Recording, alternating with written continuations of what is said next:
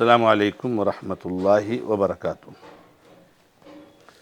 الحمد للہ رب العالمین واشہد ان لا الہ الا اللہ وحدہ لا شریک لہ واشہد ان محمدا عبدہ ورسولہ صلی اللہ تعالی علیہ وآلہ وسلم۔ اعوذ باللہ من الشیطان الرجیم، بسم اللہ الرحمن الرحیم۔ فإن لم يكونا رجلين فرجل وامرأتان ممن ترضون من الشهداء أن تضل إحداهما فتذكر إحداهما الأخرى۔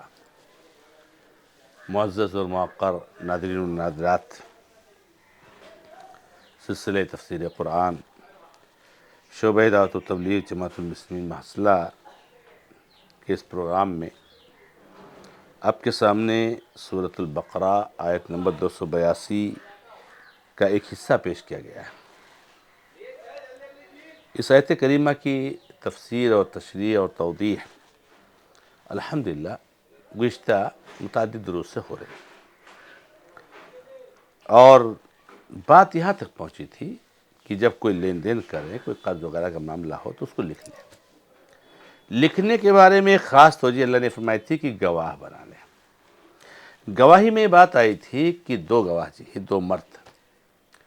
اب اگر دو مرد نہ ہو گواہ تو اگر ایسا ہو سکتا ہے کہ ایک عورت ہو گواہ، ایک مرد ہو گواہ اور دو عورتیں ہوں تو اللہ نے کہا چل جائے گا۔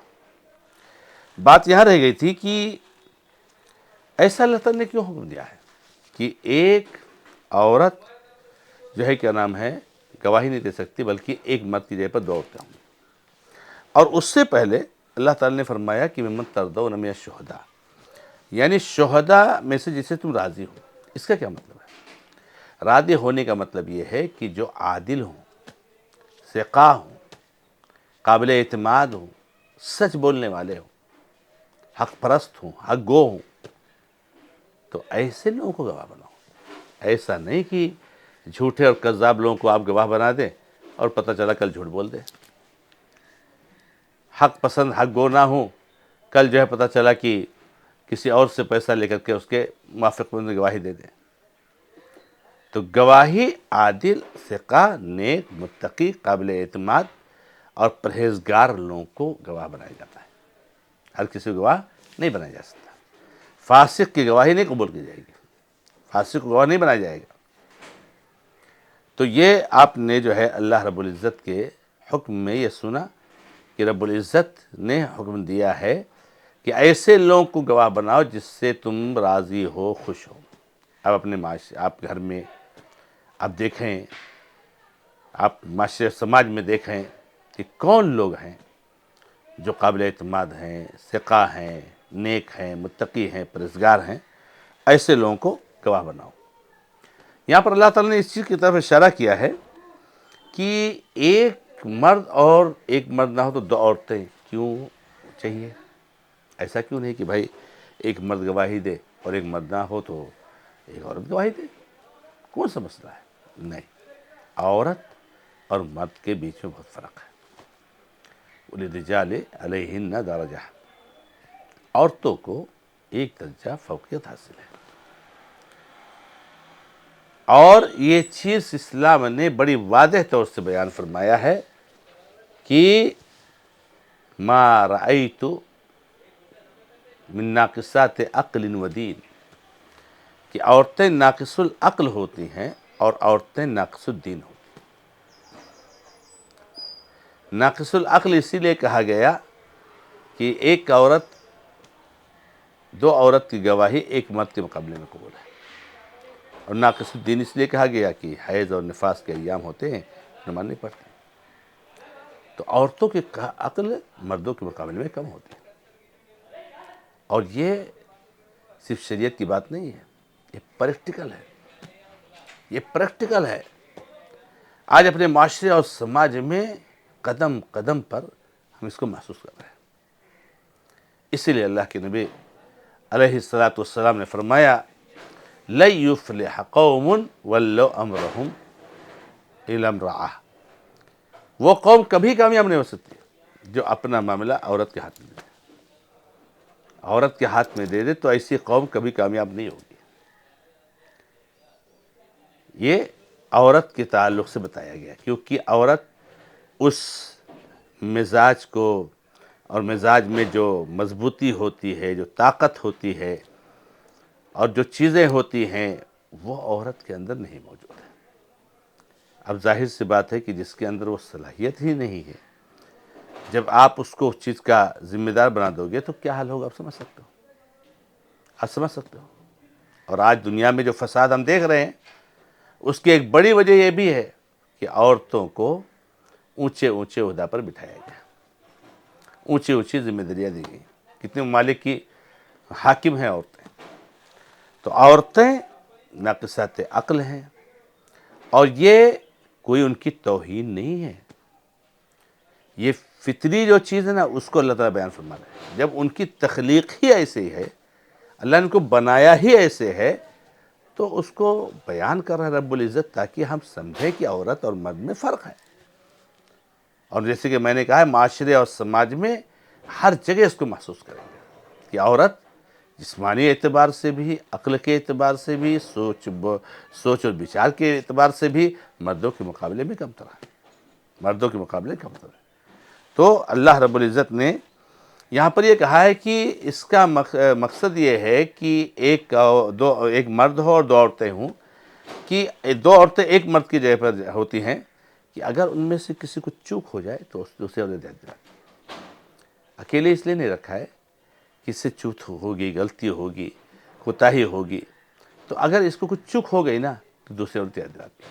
یعنی گواہی ایک ہی ہے، لیکن ہے عورتیں دو، اس لیے کہ ہم کو دو ہی گواہ چاہیے، تو دو گواہ چاہیے، تو ایک تو مرد ہی ہے، اب ہم کو دو عورت کیوں ڈھونڈ رہے ہیں؟ اس لیے کہ دو عورت مل کر کے گواہ بنیں گے۔ تو اگر ان میں سے کسی طریقے سے کوئی کوتاہی، کوئی کمی، کوئی جو ہے کیا نام ہے لچک ہے، کوئی بات جو ہے حقیقت کے خلاف اگر کسی ایک سے ہو گئی ہے تو دوسرے تو اس کو یاد دلا دے گی۔ اسی کو اللہ نے فرمایا ہے کہ کہیں ایسا نہ ہو کہ وہ بھٹک جائے تو اس کو دوسری عورت یاد دلا دے۔ تو یہ گواہی کے بارے میں اللہ تبارک و تعالیٰ نے ہمیں اور آپ کو توجیہ فرمائی ہے، اور جیسے کہ میں نے کہا کہ یہ بہت اہم ہے، اور عورتوں کے تعلق سے دشمنان اسلام اس طرح کی چیزوں کو لے کر کے اچھالتے ہیں، اور کہتے دیکھو اسلام نے عورت کی توہین کی، اسلام کی عورت کی کوئی عزت نہیں۔ میرے بھائیوں، میری بہنوں، میں نے آپ کو بتایا کہ جب ان کی تخلیق ہی رب العالمین نے، جو کہ ان کا خالق ہے، ان کو جس سچویشن میں کیا اور جس طاقت اور پاور پہ کیا، جس صلاحیت پہ کیا، اللہ تعالیٰ جانتا ہے ان کی کمی کو، ان کے اندر کیا نقص ہے، اللہ رب العزت نے بیان فرما دیا۔ تو اس میں کوئی توہین کی بات نہیں ہے، ورنہ اگر اسلام کو دیکھا جائے تو اسلام ایسا دھرم ہے، ایسا مذہب ہے کہ پوری دنیا میں جو عورت کو مقام اور عزت دی ہے، اسلام نے کسی دھرم نے نہیں دی۔ اور ہماری ماں اور بہنوں کو اگر اطمینان قلب چاہیے، دل کے اطمینان کے لیے، پڑھ لیں ماضی میں کیا ہوا، اور آج بھی دیکھ لیں کہ آج ہم عورتوں کے ساتھ کیا کیا جا رہا ہے، عورتوں کو کس جو ہے کیا نام ہے لائق سمجھا جا رہا ہے، ان کو کیا اہمیت دی جا رہی ہے۔ سامان کی ایڈورٹائزنگ کرنے کے لیے ان کی ننگی تصویریں اپنے سامان پہ کھینچ دیں، ان کی شکل صورت بنا دیں تاکہ ہمارا سامان خوب بکے، ہماری کمپنی خوب چلے۔ یہی عورت کی عزت ہے، یہی عورت کا احترام ہے، یہی عورت کا کہ جو ہے کیا نام ہے آزادی ہے، یہی عورت کی جو ہے مساوات ہے۔ جبکہ اسلام نے عورت کو دنیا کا سب سے بہترین دولت قرار دیا ہے۔ خیر الدنیا کلھا متاع و خیر متاع الدنیا المرأة الصالحہ، دنیا پوری کی پوری پونجی ہے، سامان ہے، اور دنیا کا سب سے بہترین سامان نیک عورت ہے۔ اور اسلام نے ہمیشہ عورتوں کے ساتھ حسن سلوک کرنے کا حق دیا ہے۔ خیرکم لأہلہ وانا خیرکم لأہلی، تم میں سب سے بہتر وہ ہے جو اپنے بیوی بچوں کے لیے بہتر ہو، اور میں تم میں کا سب سے بہتر ہوں اپنے بیوی بچوں کے لیے۔